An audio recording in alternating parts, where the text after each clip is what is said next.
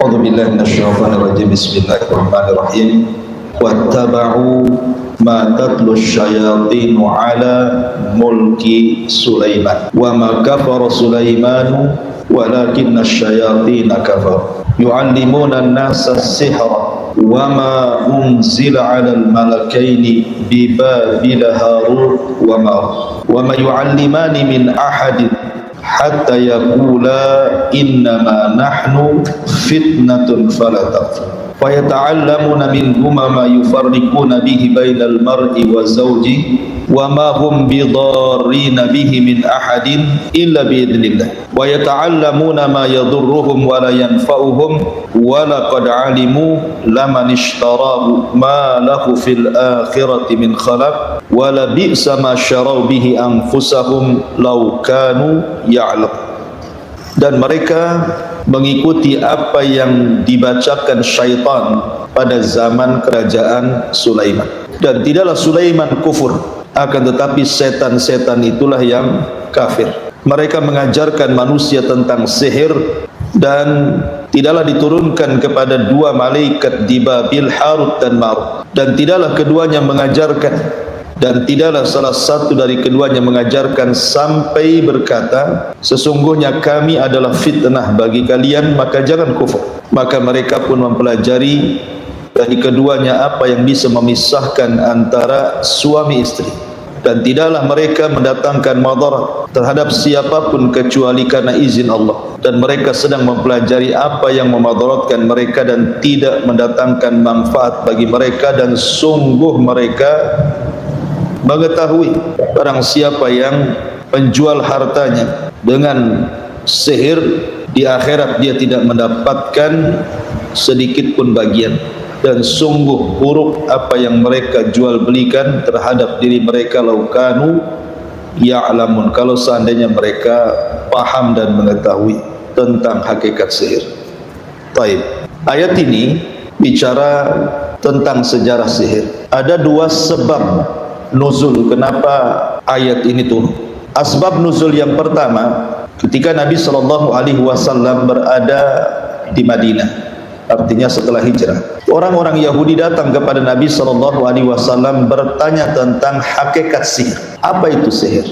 Maka Nabi SAW tidak menjawab sampai turun ayat ini. Ayat ini menjawab soalan orang-orang Yahudi yang bertanya kepada Rasul, apa itu sihir? Maka turunlah wattaba'u ma tatlu syayatin ala mulki Sulaiman ila akhiril ayat. Kemudian sebab nuzul yang kedua, di kota Madinah itu ada 3 kabilah Yahudi besar. Yang paling besar adalah Bani Qunaiqa, kemudian setelahnya Bani Nadir, kemudian setelahnya Bani Quraidah. Ketika 3 Yahudi ini mendengar bahwa di Mekah muncul seorang Nabi yang diwahyukan kepada Nabi tersebut, kemudian mereka mendengar tentang pandangan Nabi SAW yang ada di Mekah soal kenabian Sulaiman ibn Daud, maka orang-orang Yahudi marah dan mengatakan bahwa Sulaiman itu bukan Nabi, tapi Sulaiman itu adalah tukang sihir. Kenapa kemudian orang Yahudi menuduh Sulaiman itu tukang sihir? Karena tidak mungkin seseorang mampu menundukkan awan, menundukkan bangsa jin, bisa bicara dengan semut, kemudian juga bisa mengerahkan tentara jin dan menundukkan jin, kecuali orang-orang yang punya sihir. Jadi orang-orang Yahudi menuduh bahwa Sulaiman itu tukang sihir, sementara kita dalam Islam mengatakan Sulaiman itu adalah seorang nabi, putra Daud alaihi salam. Maka untuk kemudian membantah dari perkataan orang-orang Yahudi yang menganggap Sulaiman itu kafir, turun ayat ini, dan mereka mengikuti apa yang dibacakan setan-setan pada masa kerajaan Sulaiman. Wa ma kafara Sulaiman, Sulaiman tidak kafir.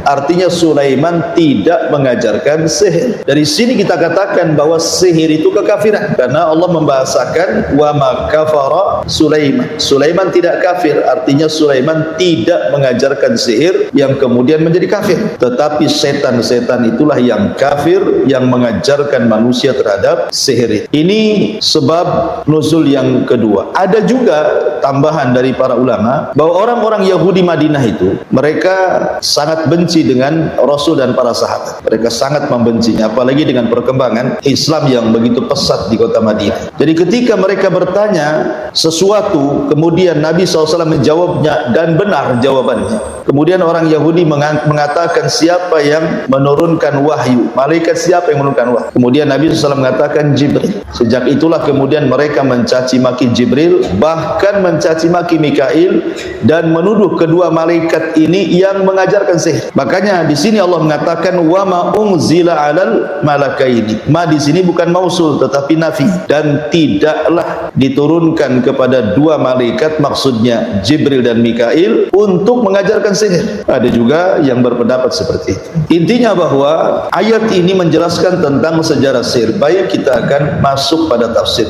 Di sini Allah mengatakan wattaba'u ma tatlu syayatin ala mulki Sulaiman, dan mereka mengikuti apa yang dibacakan syaitan pada masa kerajaan Sulaiman. Nabi SAW menceritakan dalam sebuah hadis yang sahih bahwa di zaman Sulaiman atau di zaman sebelum Nabi Allah Sulaiman itu jin-jin itu biasa naik ke langit, dan mereka punya pos-pos di atas awan. Kemudian dari pos-pos di atas awan itulah mereka kemudian satu dengan yang lainnya naik ke langit. Kemudian mereka mendengar-dengar di bawah langit yang pertama itu seperti orang panjat pinang. Apabila kemudian yang paling atas yang dekat dengan langit pertama mendengar percakapan malaikat Jibril yang sedang menugaskan qada wal qadar dari Allah Subhanahu wa taala kepada para malaikat, karena Allah mengatakan fi kulli yaumin huwa fi sya'ni. Setiap hari itu Allah punya kesibukan. Ya, kesibukan Allah ya mewafatkan si fulan, menghidupkan si fulan, melahirkan si fulan, membuat bencana, membuat subur. Di dunia ini aktivitas tidak berhenti setiap hari. Itulah kesibukan Allah. Tetapi tentu Allah Subhanahu wa taala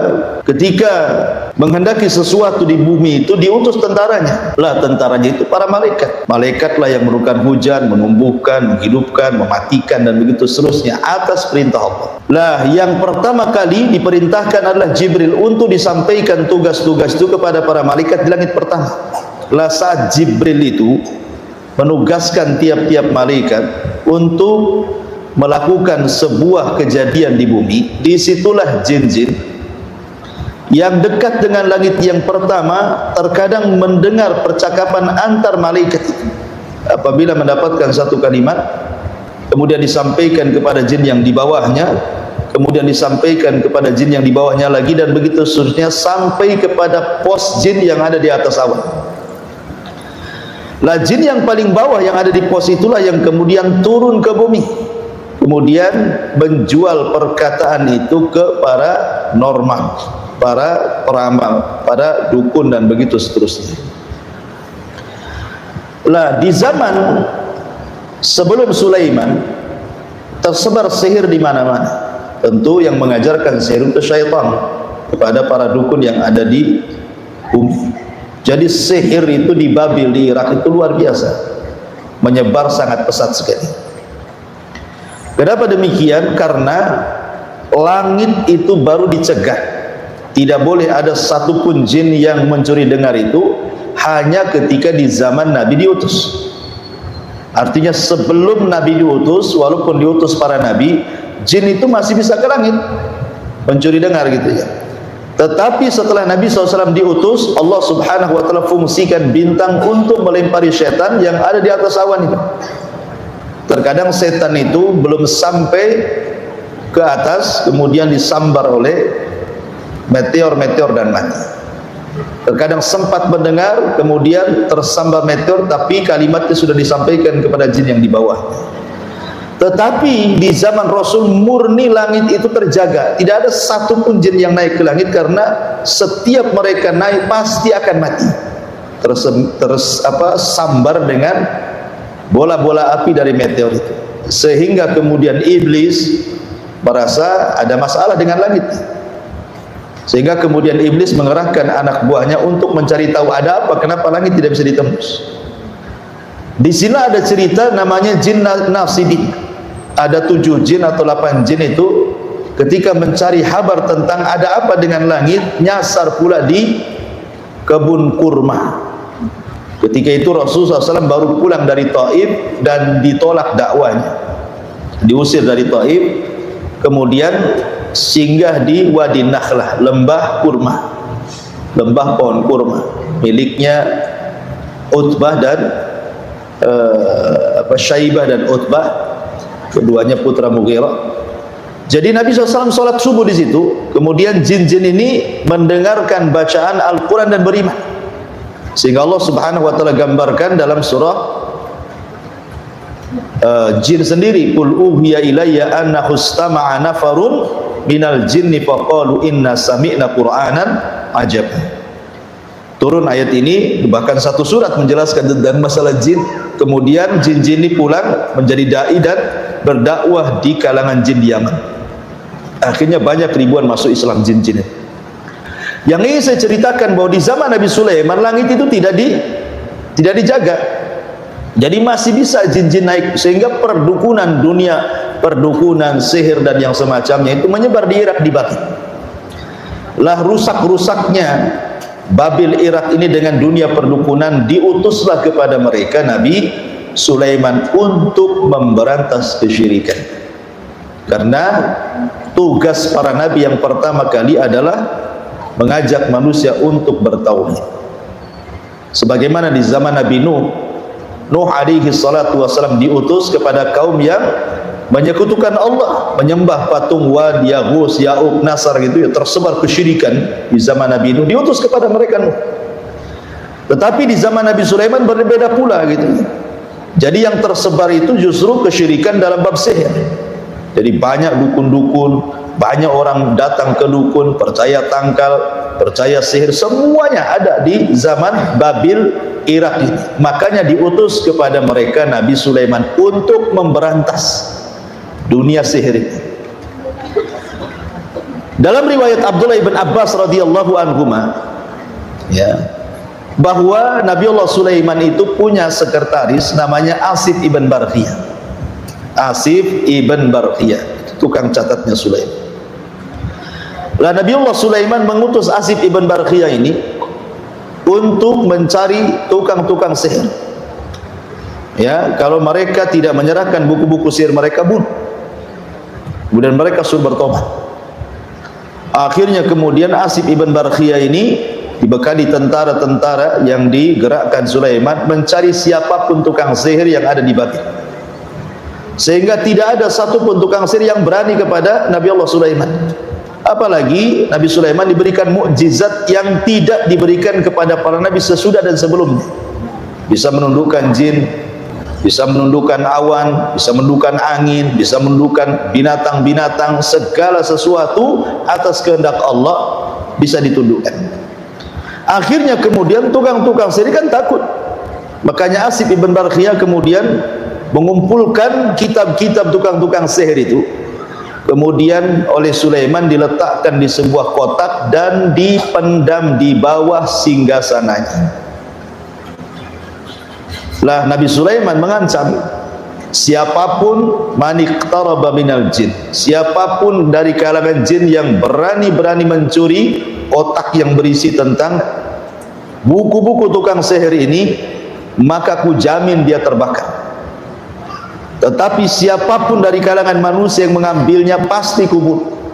Sehingga sejak Nabi Sulaiman berkuasa menjadi nabi dan rasul sekaligus menjadi raja dari Bani Israel, maka tidak ada satupun jin dan manusia mendekati singgasana Sulaiman, apalagi mencuri kotak yang berisi buku-buku sihir.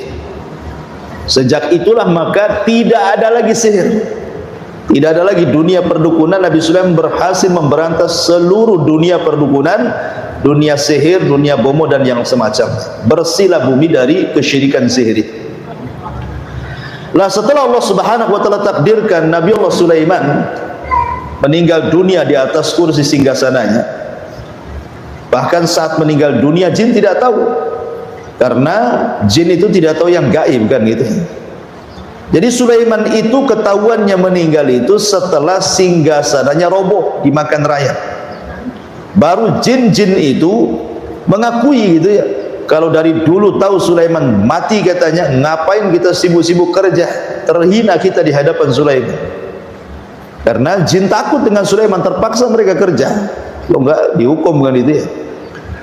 Dari sini menunjukkan bahwa jin itu tidak tahu yang gaib. Sementara jin itu referensinya dukun-dukun.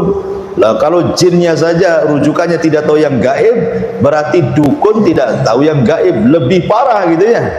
Jadi kita katakan bahwa dukun itu para pendusta, ya, para penghibur. Lah kemudian setelah Sulaiman meninggal dunia dan orang-orang generasi pertama, maksudnya para ulama setelah Nabi Sulaiman juga sudah meninggal dunia. Jadi orang-orang yang bertauhid, yang mengikuti ajaran Sulaiman juga sudah meninggal dunia, sudah jauh zamannya. Sama dengan di zaman Nabi Nuh kan, zaman ketika murid-muridnya Wud, kemudian Suwa, Yagus masih hidup, belum disembah patung-patung itu. Kemudian setelah 3 generasi lewat baru disembah. Jadi generasi pertama Sulaiman meninggal pun belum ada yang kemudian berani mengambil buku-buku sihir itu. Sampai ketika sudah tidak ada lagi orang muwahhid ahli tauhid, ulama-ulamanya sudah pada meninggal, iblis datang menjelma orang soleh. Ya, iblis datang menjelma orang soleh, datang kepada orang-orang Yahudi, Bani Israel. Kemudian dikatakan, maukah kutunjukkan kepada kalian sebuah pembendaharaan yang tidak akan musnah, ilmu yang dimiliki Sulaiman. Kalau kalian mau mengambil pembenaran itu, maka kalian akan memiliki ilmu seperti Sulaiman. Kemudian iblis mengatakan, sesungguhnya Sulaiman itu bukan nabi, tapi tukang sihir. Orang-orang tidak percaya, ya, karena bagaimanapun Sulaiman itu sangat kuat ajarannya, makanya nggak ada yang percaya mengatakan Sulaiman itu tukang sihir. Tapi yang namanya setan, datang 1 kali gagal, datang 2 kali. Ketika 2 kali datang, datang 3 kali. Modelnya kan begitu ya. Ya. Akhirnya karena terus-teruskan kan begitu. Sebuah kabar itu, kalau pertama kali mungkin orang mengatakan, nah ini hoax. Memang hoax gitu ya. Tapi kalau terus, kadang-kadang hati ini jadi goncang. Jangan-jangan benar. Nah gitu maksudnya ya. Jadi iblis terus datang mempengaruhi orang-orang yang jauh setelah generasi setelah Nabi Sulaiman alaihi salam.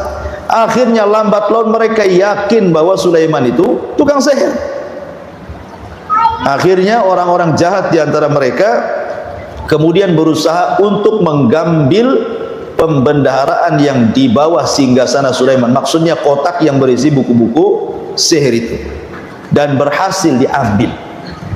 Ya, kemudian dipelajari, akhirnya kemudian menyebarlah kesyirikan kembali setelah era meninggalnya Nabi Sulaiman. Jadi sebelum tersebar kesyirikan, datangnya Sulaiman hilang, setelah wafatnya Sulaiman tersebar lagi. Ya. Lah akhirnya Allah Subhanahu wa taala mengutus malaikat yang namanya Harut dan Marut untuk membedakan antara wahyu dengan sihir. Bahwa yang tersebar di tengah-tengah masyarakat itu adalah syaitan yang mengajarkannya. Itu bukan wahyu daripada Sulaiman. Makanya akhirnya Allah turunkan Harut dan Marut untuk datang kepada manusia, memberitahu bahwa sihir itu perbuatan setan. Makanya Harut dan Marut selalu mengatakan, fala takfur, ya, jangan kufur kalian, jangan kufur. Jadi Allah Subhanahu wa taala mengutus 2 malaikat itu bukan mengajarkan sihir, bukan, ingin menjelaskan hakikat sihir. Ya, Harut dan Marut itu diturunkan untuk menjelaskan hakikat sihir, bahwa sihir itu kekufuran. Maka kalau mempelajari jangan kufur, gitu maksudnya ya. Tetapi kemudian orang-orang Yahudi ada yang tidak mau mempelajari, ya ngikuti nasihatnya Harut dan Marut. Ada juga yang terus-menerus mempelajari, akhirnya jadi jahat. Sejak itulah tersebar ilmu sihir di kalangan orang Yahudi sampai di zaman Nabi. Ketika Nabi SAW memuji Sulaiman bahwa dia seorang Nabi dan Rasul, orang-orang Yahudi Madinah tidak terima dan mengatakan Sulaiman itu tukang sihir, katanya. Dia bukan Nabi. Ya, dan begitulah sampai hari ini menganggap Sulaiman itu tukang sihir. Itulah keyakinan orang-orang Yahudi. Baik, kita baca Allah Subhanahu wa taala berfirman, wattaba'u ma tatlus syayatin ala mulki Sulaiman. dan mereka mengikuti apa yang dibacakan setan-setan di zaman kerajaan Sulaiman. Wa ma kafara Sulaiman, Sulaiman tidak kafir. Jadi tuduhan orang-orang Yahudi kepada Sulaiman mengajarkan sihir itu tidak benar. Karena Allah Subhanahu wa taala bantah Sulaiman tidak kafir, artinya Sulaiman tidak mengajarkan sihir. Dari sini menunjukkan bahwa sihir itu kekafiran. Sihir itu kekafiran. Bagaimana tidak kafir? Penyihir itu kadang-kadang menginjak mushaf. Terkadang 40 hari tidak wudu. Ya, terkadang tidak salat. Terkadang mereka mengolok-olok Allah, mengolok-olok Rasul, mengolok-olok ayat-ayat Al-Quran. Terkadang mereka menyembelih kepada selain Allah, ya kan? Terkadang mereka kemudian menghina ayat-ayat suci Al-Quran. Ya, makanya sihir, dunia sihir itu dunia kekafiran. Di sini Allah mengatakan wa ma kafara Sulaiman, Sulaiman tidak kafir karena tidak mengajarkan sihir, karena sihir itu tuh kekafiran, dan memang begitu praktek sihir itu semua isinya kekafiran. Kemudian Allah katakan, lalu siapa yang mengajarkan sihir itu kalau bukan Sulaiman? Walakinna syayatina kafar. Allah menyingkap siapa pelaku yang mengajarkan sihir itu. Tetapi setan-setan itulah yang kafir. Maksudnya setan-setan itulah yang mengajarkan kekafiran. Apa kekafirannya? Yu'allimunan nasa sihra. Kekafirannya adalah karena mereka mengajarkan manusia soal sihir. Kayak lagi dari sini bahwa sihir itu adalah kekafiran dan perbuatan setan. Makanya dalam ayat yang lain Allah mengatakan, alam tara ilal ladina utul kitab, alam tara ilal ladina utu nasiban minal kitab yu'minuna bil jibti wat taghut. Allah mengatakan, alam tara ilal ladina utu nasiban, tidakkah engkau melihat orang-orang yang diberikan bagian daripada kitab, maksudnya orang-orang Yahudi, yu'minuna bil jibti wat taghut, yang awalnya mereka beriman dengan Taurat, yakin dengan Taurat, mengamalkan Taurat, tiba-tiba berpaling dan mereka beriman kepada al-jibti dan taghut. Apa jibti? Kata Jabir, jibti itu artinya al-kahana, dunia perdukunan. Ada yang mengatakan saharah, dunia sihir. Adapun taghut itu syaitan, ya setan-setan. Jadi orang-orang Yahudi dulu itu awalnya berpegang kepada tauhid. Mereka masih mengikuti Taurat. Mereka masih mengikuti ajaran-ajaran Taurat. Tetapi setelah kemudian di zaman Sulaiman meninggal dunia, kemudian setan datang membujuk orang-orang Yahudi untuk mempelajari sihir. Akhirnya mereka tidak yakin dengan Taurat dan beriman dengan dunia perdukunan dan sihir. Makanya Allah turunkan ayat, alam tara ilal ladina utu nasiban minal kitab yu'minuna bil jibti wat taghut. Ya, mereka beriman dengan al-jibti, dunia sihir, dunia dukun, dan juga taghut, bekerja sama dengan syaitan. Ya, karena setan inilah yang mengajarkan manusia sihir. Walakinna syayatina kafaru yu'allimuna nasa sihra. Tetapi setanlah yang kufur mengajarkan manusia.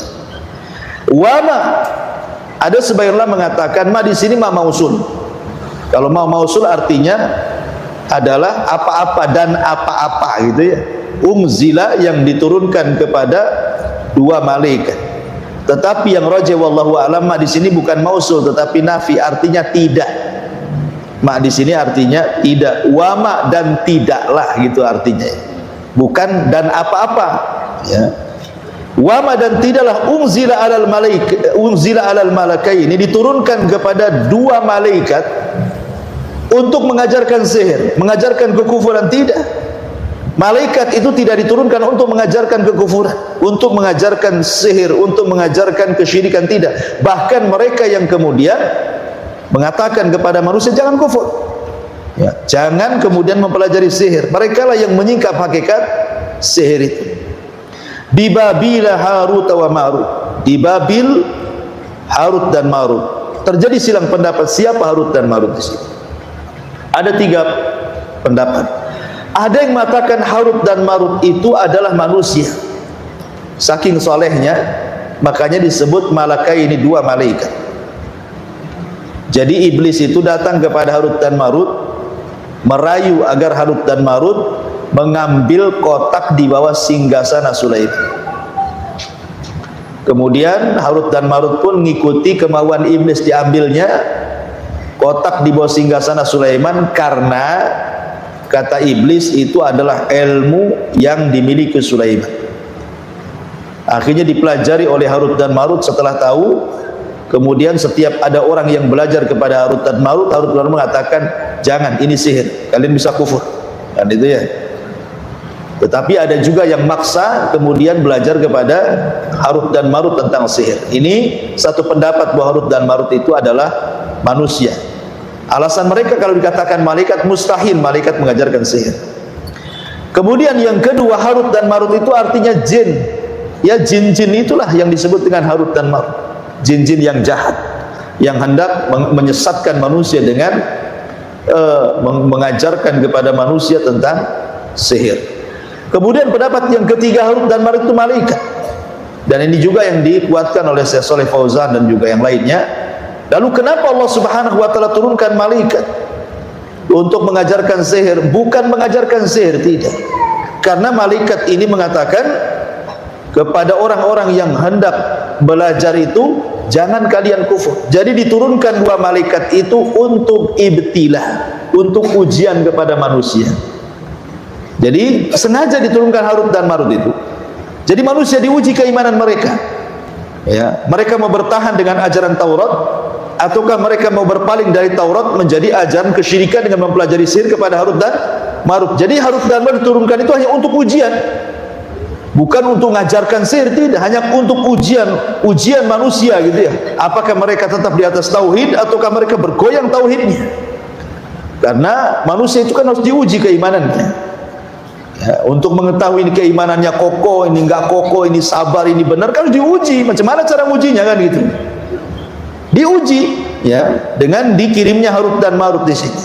Rupanya banyak yang goyang iman. Ada yang tetap mereka tidak mau belajar sihir karena tahu sihir itu kesyirikan, tapi ada juga yang goyang akidah mereka. Ya, jadi turunnya malaikat sekali lagi lil ibtilah, untuk ujian saja, bukan untuk mengajarkan sihir. Bukan itu maksudnya, karena Harut dan Marut pun kalau dikatakan malaikat tetap dia mengatakan fala takfur, jangan kufur. Jadi menunjukkan bahwa malaikat diturunkan oleh Allah itu hanya untuk menguji manusia, keimanan mereka sampai di mana, ya, memegang Taurat mereka sampai di mana sehingga diturunkan Harut dan Marut. Kemudian Allah mengatakan fayata'allamuna minhuma ma yufarriquna bihi bainal mar'i wa zawji, dan mereka mempelajari dari keduanya Harut dan Marut ma yufarriquna, apa yang bisa memisahkan bihi dengan sihir tersebut, bainal mar'i wa zawji, antara seseorang dan pasangannya.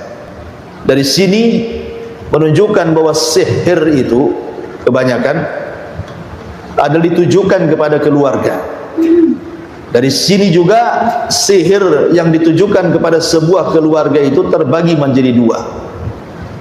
Ada namanya sihrut tafriq, ya, sihir untuk memisahkan suami istri gitu. Ada namanya sihrul mahabbah, sihir untuk kesukaan seorang suami kepada istri atau sebaliknya, ke bahasa kitanya pelet gitu ya. Jadi ada yang sifatnya memisahkan, ada yang sifatnya menggabungkan. Ada sihir tafriq, memisahkan, ada sihir mahabbah, ilmu pelet gitu ya. Dan itu kebanyakan seperti itu. Dan kalau kita cerita tentang dua ilmu ini, sebenarnya dua ilmu ini tergabung padanya dua sihir. Pertama sihru takhyil, yang kedua sihru al-hakiki, ya, sihir hayal dan juga sihir hakikat. Ya, karena sihir itu kan ada dua, ada yang sifatnya hayalan, ada yang sifatnya hakikat sihir itu. Yang sifatnya hayalan seperti sihir di zaman Nabi Musa. Ketika Nabi Musa berduel dengan tukang-tukang sihir Firaun, itu sifatnya sifat sihir hayalan. Karena tukang-tukang sihir yang melempar tambang, potongan-potongan tambang itu yang sudah dikasih obat kimia, ya, kemudian mereka memantra-mantrai sehingga kemudian seolah-olah tambang itu bergerak-gerak, sehingga dihayalkan kepada Musa bahwa itu ular yang hendak menyerangnya. Jadi ini sihir hayal, sampai Nabi Musa pun terhipnotis tuh, ketakutan kan. Tapi Allah Subhanahu wa taala mengatakan la takhaf. Jangan takut, kata Allah. Lemparkan saja tongkatmu, katanya. Akhirnya Musa pun melemparkan tongkat dan jadi ular besar, kemudian memakan semua bayangan-bayangan ular yang dibayangkan tukang sihir kepada Nabi Musa. Ini disebut sihir takhil nanti. Ya, atau mungkin bahasa sekarang ini bisa disebut dengan hipnotis. Ya kan, hipnotis sebagian sihir. Ya bagaimana tidak sihir, orang ditepuk punggungnya, uangnya habis diambil. Diajak ngomong, toto antingnya, gelangnya, kalungnya dikasih gitu. Apa yang kalau bukan sihir? Ya, hipnotis itu sihir. Walaupun orang-orang hipnoterapi itu nggak terima kalau hipnotis itu sihir. Sihir gimana? Apa yang tidak disebut sihir? Orang nggak sadar gitu. Kadang-kadang pakai media rokok gitu ya, sambil datang ke pasar beli-beli, kemudian merokok, asapnya disemburkan ke pedagangnya, belum bayar atau minta kembali. Kembalinya mana bu? Katanya. Ya, dikasih kena hipnotis kan itu ya. Ya, hati-hati itu kalau ibu jualan ada orang merokok, jangan-jangan lagi hipnotis. Jadi ma'asyiral muslimat yang dimuliakan Allah Azza wa Jalla, intinya bahwa sihir tahyil seperti itu, ataupun sihir tahyil itu umpamanya ada warung, datang ke dukun, dikasih semacam raja gitu ya, cimat, kemudian diletakkan karena ingin nyihir warung sebelahnya kok ramai sekali, akhirnya disembunyikan di warung sebelah. Ditaruh, ditanam di depannya atau ditaruh di atapnya, pokoknya nggak ketahuan yang punya warung aja ya. Kemudian dihayalkan, jadi yang tadinya ramai nggak ramai. Jadi kalau orang datang ke situ yang biasa langganan kayaknya menakutkan, kayaknya ada apa gitu ya. Sudah dibayangkan, agak jadi akhirnya ke sebelahnya. Itu dihayalkan, itu namanya sihir takhil gitu ya. Menghayalkan akhirnya memindahkan pelanggan ke yang lain gitu. Atau juga dalam suami istri. Jadi istri itu dihayalkan suami itu kayak setan gitu ya. Tengok suami itu pokoknya kayak setan aja deh. Kayak iblis gitu ya. Enggak mau dia. Ya. Atau sebaliknya gitu juga gitu ya. Jadi itu padahal itu bagian daripada sihir takhil. Dihayalkan sehingga akhirnya terjadi kebencian. Suami benci istri atau sebaliknya. Ya. Memang setan sengaja menghayalkan, itu namanya sihir takhil nanti. Ataupun mungkin betul-betul hakikat, hakikatnya yang bahaya karena bisa membunuh, bisa membuat orang stroke berkepanjangan, bisa membuat orang sakit tidak jelas sebabnya, akhirnya nggak normal orang ini, nggak seperti orang biasa bisa aktivitas, dia hanya tidur termenung, gelisah, pokoknya hidupnya penuh dengan ketakutan, terkadang bisa membunuh. Ini yang bahaya ya, itu namanya sihir hakikat, itu bahaya sekali ya. Ini yang kemudian yang puncak daripada ilmu sihir ya inilah ya, sampai membuat orang stroke, dikirimnya paku, dikirimnya macam-macam gitu ya ke perutnya, sehingga akhirnya kemudian dia sakit berkepanjangan berakhir dengan kematian. Lah di sini ini sihir takhil, maknanya yufarriqu bainal mar'i wa zauji. Kenapa kemudian setan itu lebih fokus kepada sihir untuk menghancurkan keluarga? Karena setan itu paling senang kalau ada keluarga hancur. Dalam sebuah hadis Nabi SAW bahwa setan itu akan mengutus setiap harinya dari singgasana di tengah lautan, kemudian ya ba'atsu saraya, mengutus tentara-tentaranya. Jadi pagi diutus, malam kasih laporan. Jadi kalau kasih laporan, wahai Tuan Iblis, saya sudah berhasil tuh menggoda si Anu sampai tidak sholat. Iblis biasa-biasa aja. Ya. Kata orang ini, kenapa kau nggak bahagia wahai tuanku Iblis? Aku kan sudah goda dia sampai tak sholat. Apain kau goda? Nggak digoda pun nggak sholat dia, katanya. Jadi orang-orang ini ada yang kayak gitu. Jadi iblis tuh nggak terlalu ini bangga kalau ada orang goda bisa sampai berbuat zina, bisa sampai judi, mabok atau nggak sholat. Itu nggak begitu bangga. Tapi ketika anak buahnya laporan, wahai Tuan Iblis, saya berhasil menceraikan keluarga si fulan, itu paling bangga. Bangkit dia, diambil piala, diletakkan di kepalanya, dipeluknya dan mengatakan, anta. Oh, kamu ini pasukan terhebat dari pasukan gue. Kenapa demikian? Karena kalau seandainya setan itu berhasil memisahkan suami istri, itu korbannya bukan satu orang. Ya. Korbannya ya istrinya korban, suaminya korban, keluarga istri korban, keluarga suami korban, teman-temannya juga korban, ikut-ikutan kan itu karena curhat ke kawannya kan.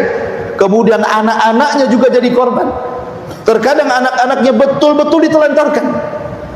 Ya, ketika suami istri umpamanya menikah kemudian cerai punya anak, kemudian istrinya kawin lagi, suaminya kawin lagi, anaknya bingung mau ikut siapa, diletakkan di neneknya. Iblis datang, "Nek, kalau ibumu tidak mengakui kau anakmu, kau anaknya, atau bapakmu enggak mengakui kau anaknya, kau jadi anak setan aja lah, anak iblis saja."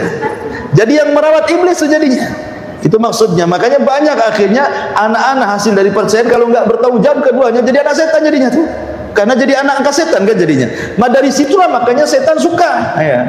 Kalau ada yang bercerai itu paling suka. Makanya kemudian difokuskan di sini, setan itu mengajarkan ma yufarriquna bihi bainal mar'i wa zawji. Ya, mereka mengajarkan apa yang bisa memisahkan antara suami istri. Kemudian Allah Subhanahu wa taala menjelaskan hakikat sihir. Ya. Wa ma hum bidharina bihi min ahadin illa biidznillah. Ingat bahwa hakikat sihir itu tidak akan memadaratkan siapapun. Karena sihir juga terjadi karena izin Allah. Satu dunia, Bu, ngomong sama ibu, saya sihir ibu, saya santet ibu, ya. Kalau tidak ditulis lauhil mahfud, ibu terkena santet, nggak akan bakalan dukun sukses. Sesakti apapun nyantet kita, tidak akan kena. Tapi kalau memang sudah ditulis gitu ya, kita terkena santet, walaupun yang nyantet dukun abal-abal pasti kena tuh. Karena sudah ditulis lauhil mahfud. Makanya Rasul mengatakan, kalau seandainya jin dan manusianya berkumpul ala an yadurruka, untuk memberikan madarat kepadamu, kata Rasul, la yadurruka illa ma qad katabahullahu lak, maka tidak akan sampai madarat kepadamu kecuali sudah dicatat Allah. Ya. Jadi nggak perlu takut, nggak perlu khawatir bahwa orang itu kalau ada yang ngancam, tetangga ngancam, oh macam-macam sihir saja. Ya, tinggal tawakal Allah, la haula wala quwata illa billah. Kalau bukan karena izin Allah tidak mungkin terjadi. Tapi jangan sombong pula. Sihirlah kalau kau mampu buat itu. Nanti sombong pula masuk jin yang kena sihir, betul lah kan gitu. Maksudnya di sini bahwa kita harus yakin bahwa sihir tidak mungkin terjadi kecuali karena izin. Sekali lagi karena izin. Ya, orang yang beriman tidak takut sihir. Karena tidak mungkin terjadi kecuali karena izin Allah Subhanahu wa taala. Kemudian juga Allah menjelaskan hakikat sihir itu, wa yata'allamuna ma yadurruhum wa la yanfa'uhum. Bahwa sihir itu lebih banyak madarat dibandingkan manfaat. Jadi mempelajari sihir itu sama dengan mempelajari yang banyak mendatangkan madarat bagi dia dan orang yang datang ke dia dan orang yang disihir oleh dia, wa la yanfa'uhum, dan juga tidak mendatangkan manfaat sama sekali. Karena sihir itu kesyirikan. Ya, tidak ada manfaat mempelajari itu. Justru terkadang memadaratkan bagi dia, keluarganya. Betapa banyak dukun-dukun itu kemudian menumbalkan keluarganya. Ya, anaknya jadi mati gitu ya. Kemudian istrinya juga jadi mati atau sebaliknya. Jadi intinya bahwa ilmu sihir itu tidak ada manfaatnya sama sekali, yang ada banyak madaratnya. Kemudian Allah menjelaskan tentang akibat, ya. Walaqad alimu laman ishtarahu ma lahu fil akhirati min khalaq. Dan sungguh mereka mengetahui barang siapa yang menjual hartanya demi mempelajari sihir, mempelajari kesyirikan, ya, malahu, tidaklah bagi dia fil akhirati, di akhirat, min khalaq, dari bagian, tidak ada dapat bagian. Orang yang memperjualbelikan akidah mereka dengan sihir, karena jin-jin itu ketika datang kepada manusia kemudian menawarkan dunia sihir, dunia perdukunan, jin itu tidak mungkin free, gratis kan itu mau mengajarkan sihir itu atau menolong tentang sihir itu, kecuali setelah terjadi kekufuran dulu. Mungkin disuruh menginjak mushaf, mencingi mushaf, berakin mushaf gitu ya, menghinakan mushaf, atau menulis mushaf dengan darah haid, dengan benda-benda najis, atau suruh mencaci maki Allah, nabinya, pasti suruh kufur dulu tuh. Ya. Lah orang yang seperti ini ya jelas nggak akan dapat bagian di akhir.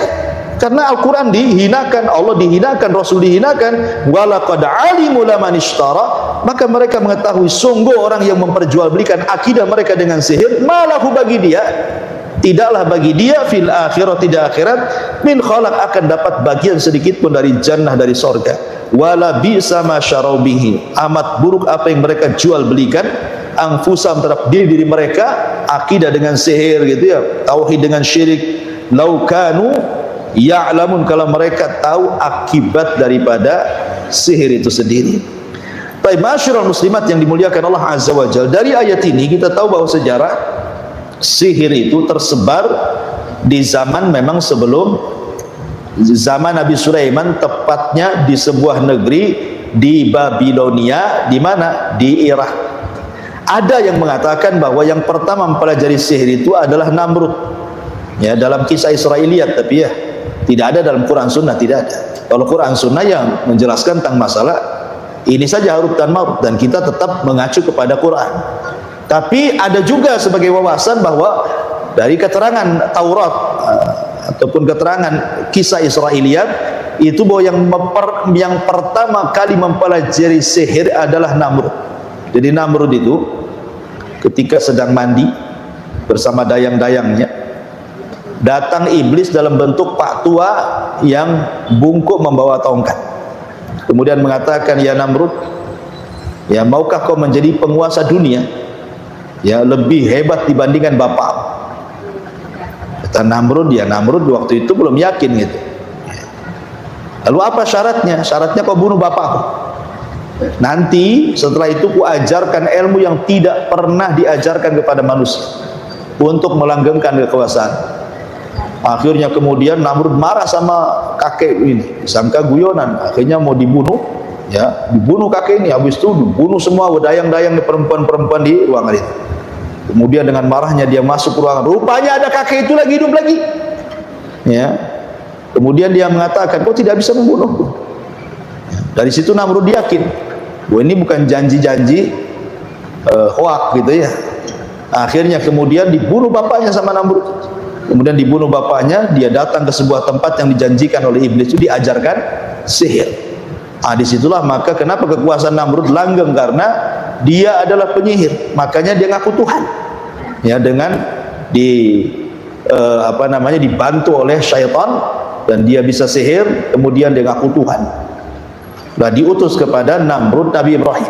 Makanya Ibrahim juga diberikan mukjizat yang jauh lebih hebat dibandingkan sihirnya Namrud. Dibakar enggak apa-apa kan itu. Sampai Namrud kecewa sama iblisnya.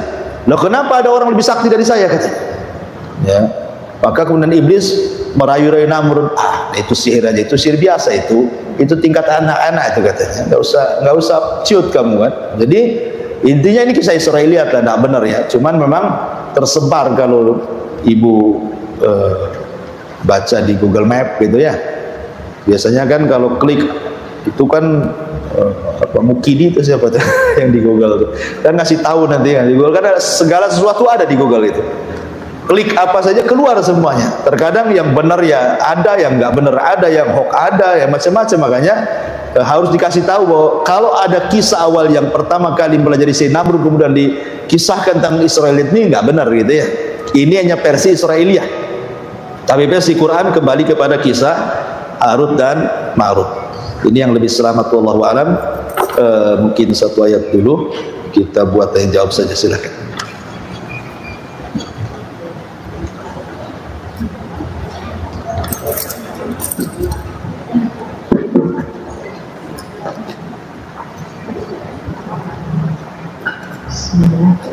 Assalamualaikum Ustaz. Waalaikumsalam.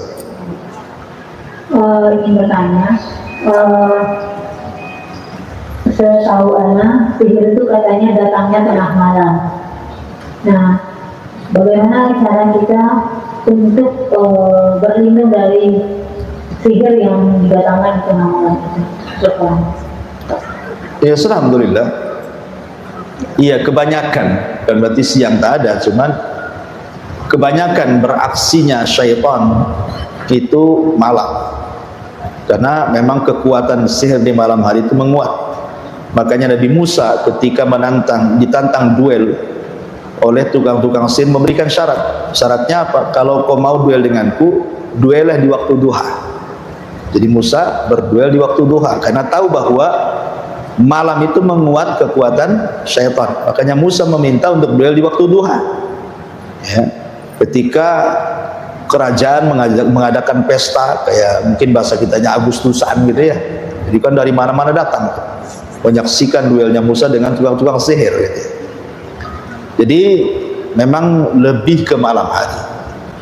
Makanya kenapa ada surah Muawwidzatain itu menjelaskan tentang kita berlindung dari ghasik. Ghasik itu malam hari.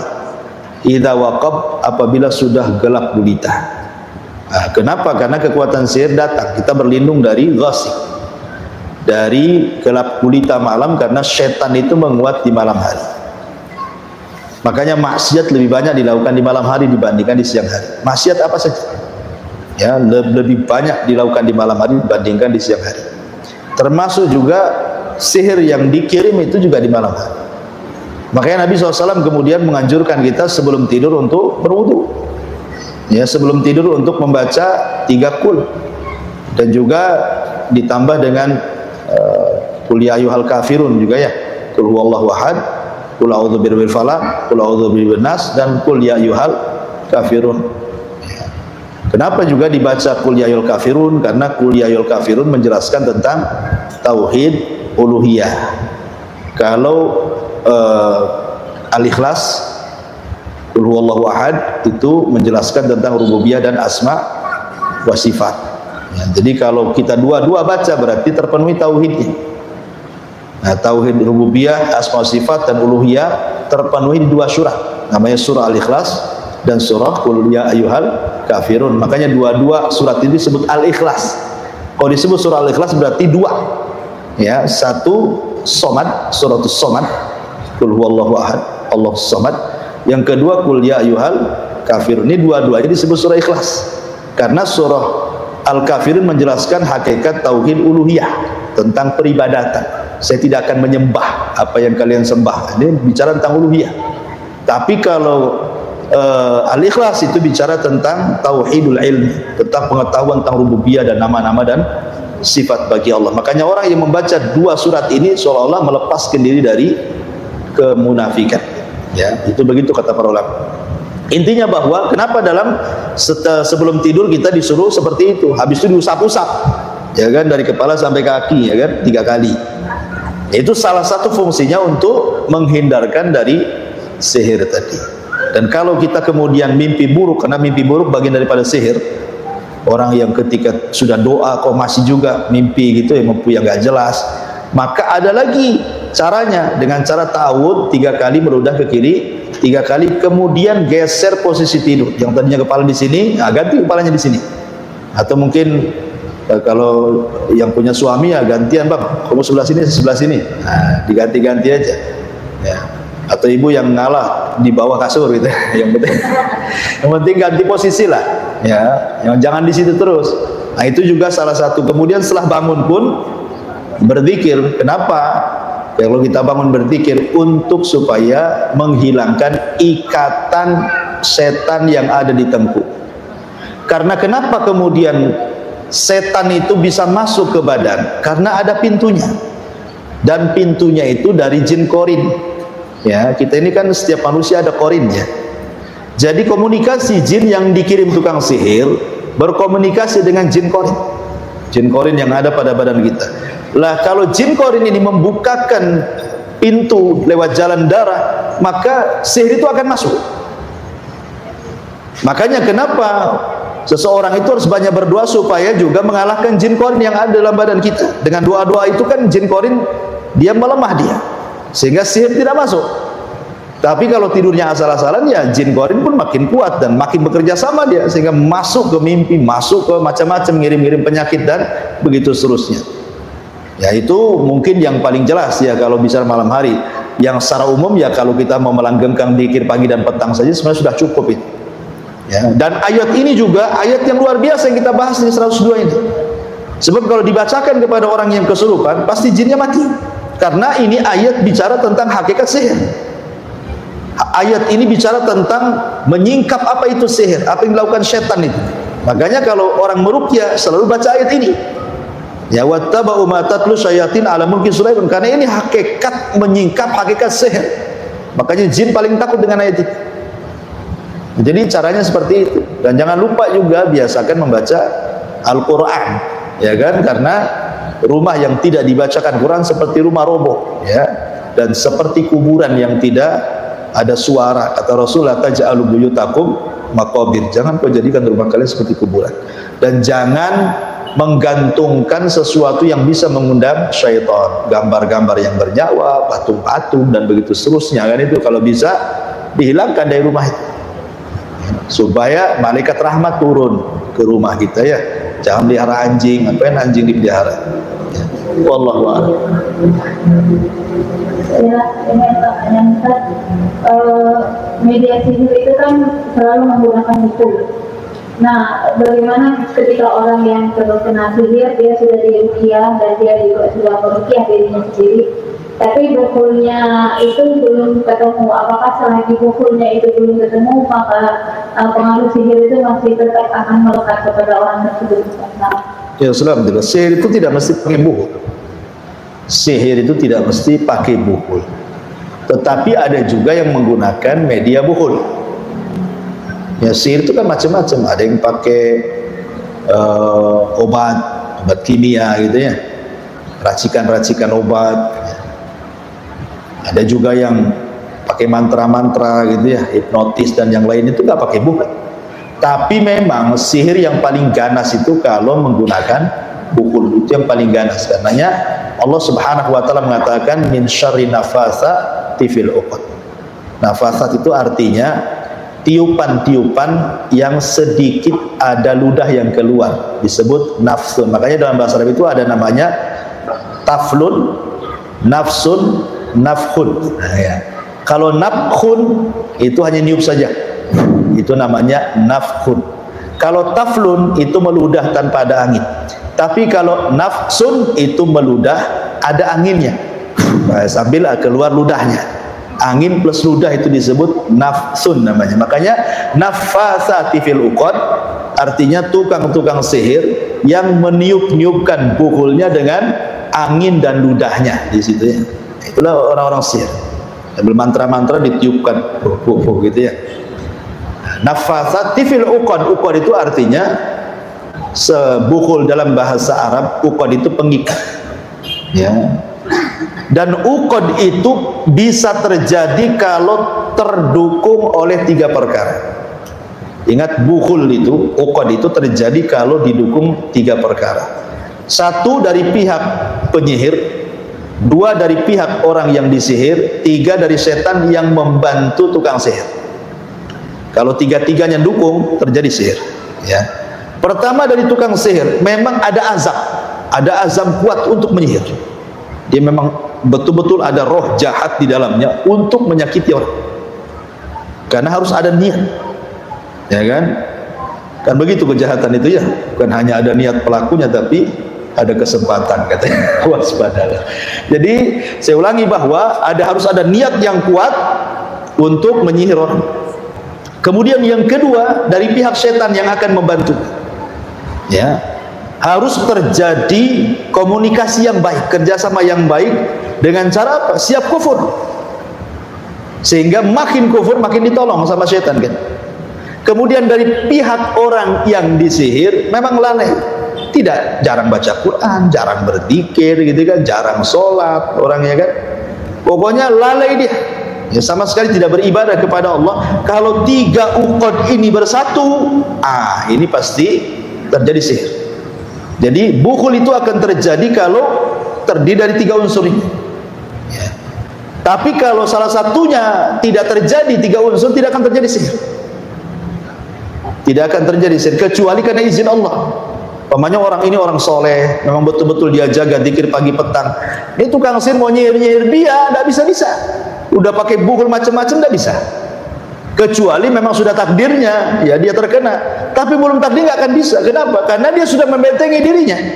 Karena kekuatan benteng Quran itu jauh lebih hebat dibandingkan sihir itu sendiri gitu ya. Nah, tapi kalau orang yang disihirnya memang ya seperti itu, ibadah kurang, macam-macam kurang ya pasti terjadi sihir dengan mudah ya. Tapi kalaupun orang itu sudah membentengi tapi tetap kena sihir, itu balik ke takdir namanya. Mungkin Allah Subhanahu wa taala ingin menghendaki dia terkena sihir untuk menggugurkan dosa-dosanya, mengangkat derajatnya, dan begitu seterusnya, kita tidak tahu ya. Karena Rasul sendiri tersihir oleh Labid ibn A'sam gitu ya. Kalau Nabi saja terkena sihir, apalagi kita. Tetapi sekali lagi bukan berarti pasti kita kena sihir, tidak. Karena di sini Allah sudah mengatakan bahwa tidak mungkin sihir terjadi kecuali izin. Nah gitu ya. Makanya harus terpenuhi bukul itu dengan 3 ini. Walaupun udah ditaruh bukul di mana-mana, kalau orangnya ahli ibadah ya susah juga disihir. Kadang-kadang balik ke penyihirnya itu jinnya itu, kan? Nah, makanya pentingnya membentengi tadi pagi petang dan begitu seterusnya. Wallahu a'lam. Bismillah, apakah penyakit ain itu termasuk bagian dari sihir? Terus bagaimana kita memahamkan pada keluarga dekat kita atau orang-orang kerabat kita bahwa penyakit ain itu memang ada? Penyakit ain itu muncul dari hasad. Ingat, penyakit ain itu muncul dari penyakit hasad. Makanya kenapa Allah Subhanahu wa taala mengkhususkan berlindung dari orang hasad apabila sedang hasad. Wa min syarri hasidin idza hasad. Karena penyakit ain tidak terjadi kecuali dari orang hasad. Kalau orang nggak hasad nggak punya penyakit ain. Ya, penyakit ain itu tidak lepas daripada hasad. Makanya Quran tidak menyebutkan ain tetapi menyebutkan hasad. Karena hasad itu suka yataraqqab, suka ngawas-ngawasi kenikmatan orang dengan matanya. Ya kan, makanya disebut penyakit ain. Sebenarnya kalau cerita hasad, semua orang itu punya hasad. Saya, ibu, siapapun pasti punya hasad dalam hatinya. Ya, tetapi tidak memadaratkan hasad. Yang memadaratkan itu hasad kalau ibu mainkan. Ya, kalau hanya angan-angan saja, kok enak kali hidup itu kan hasad. Ya, kapan saya seperti dia? Itu hasad. Nah, cuman kan kalau hanya perasaan-perasaan gitu saja nggak memadaratkan hasad itu. Tapi kalau sudah kemudian dimainkan, mulai dia beraksi. Gimana caranya nih bangkrut dia? Gimana caranya pelanggannya pindah ke saya? Dari mana dapat duit itu? Hanya punya tuyul macam-macam. Ada. Mulai itu kalau sudah dimainkan dengan suudzon, kemudian ada gerakan gitu ya. Nah, itulah yang bahaya tuh. Sebab ketika dia hasad, setan masuk. Kemudian bersarang di matanya, jadilah penyakit ain.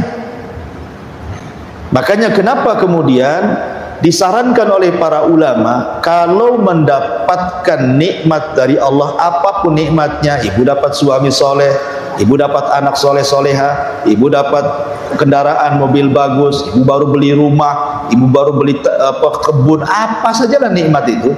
Ingat, ketika dapat nikmat, disinilah letak melawan hasad dengan lawannya.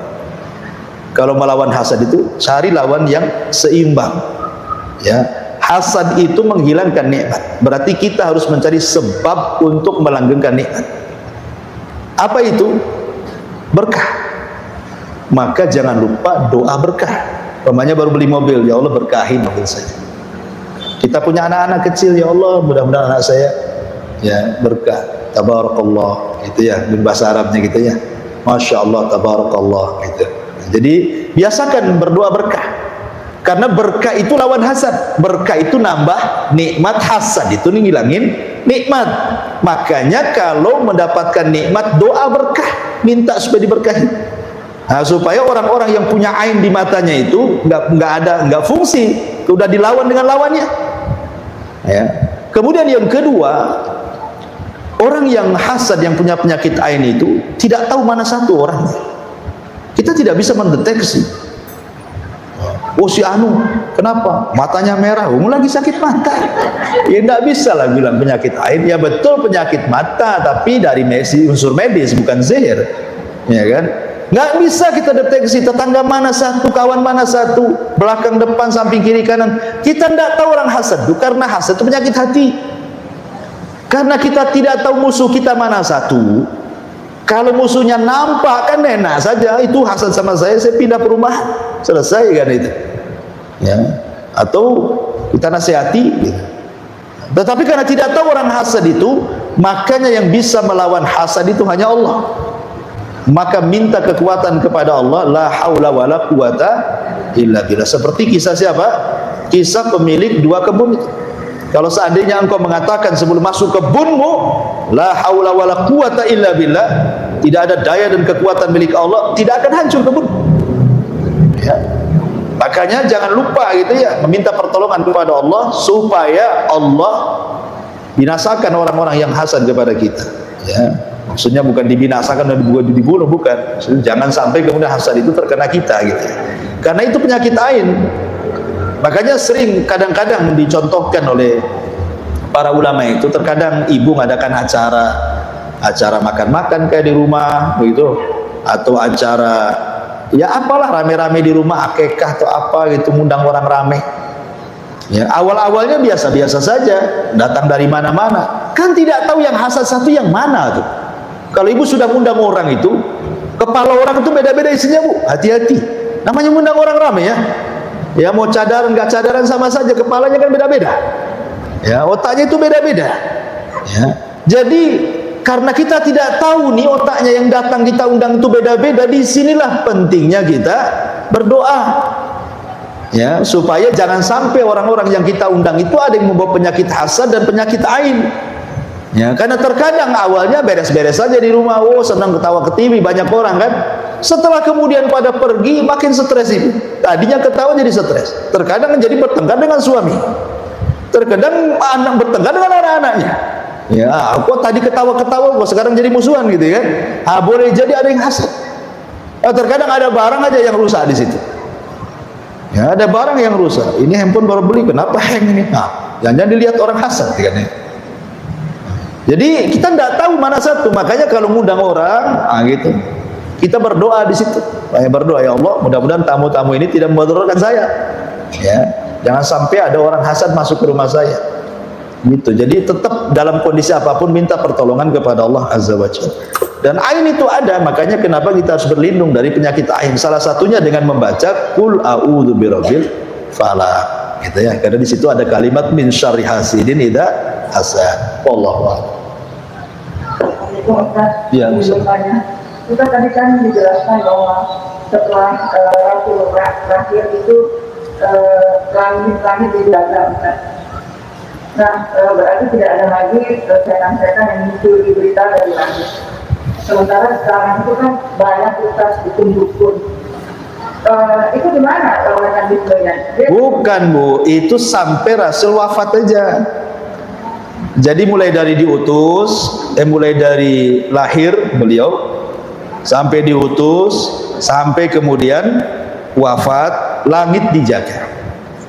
Tapi setelah Rasul wafat, naik lagi dia ke langit. Ya, sampai sekarang makin banyak. Makin banyak sehingga dunia perdukunan hari ini persis seperti dunia perdukunan di zaman jahiliyah. Di mana orang-orang jahiliyah itu menempatkan dukun itu sebagai orang mulia, rujukan. Kalau ada apa-apa datang ke dukun. Nah, di zaman sekarang gini juga. Ya, dukun itu kayaknya dikasih panggung, diundang ke podcast kadang-kadang ya. Diundang ke YouTube punya channelnya sendiri malah dukun itu. Diundang untuk pentas di televisi nasional kadang-kadang kan.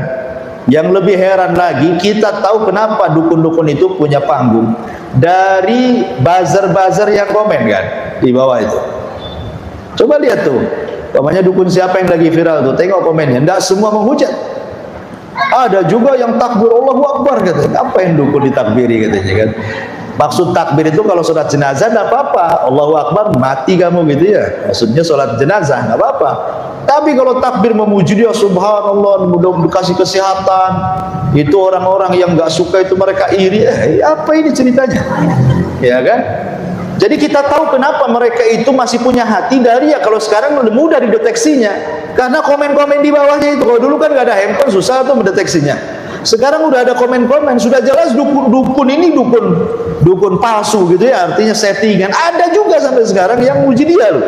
Udah terbongkar kedoknya, masih juga dipuji-puji sebagian orang. Itulah setan ya kan.